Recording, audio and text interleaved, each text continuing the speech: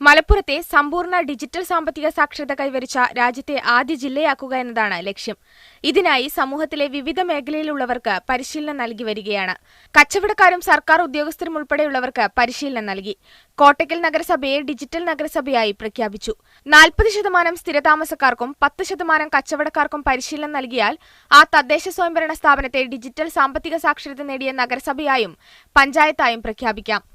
Every center, Akshaya center, will act as training center. 10 merchant mar, 40 household de alkar. Node namak training കൊടുത്തിട്ട് ശേഷം ആ area, ആ village can be declared as digitally literate. Digital സാക്ഷരത നേടുന്നതോടെ മലപ്പുറത്തെ ജനങ്ങളുടെ സാമ്പത്തിക ക്രയവിക്രയങ്ങൾ not രഹിതമാകുമെന്നാണ് ജില്ലാ ഭരണകൂടത്തിന്റെ പ്രതീക്ഷ. എന്റെ മലപ്പുറം ഡിജിറ്റൽ മലപ്പുറം പദ്ധതിയുടെ ഭാഗമായി വിവിധ തൊഴിൽ മേഖലയിൽ പ്രവർത്തിക്കുന്നവർക്ക് പരിശീലനം നൽകി വരികയാണ്. മീഡിയ 1 മലപ്പുറം.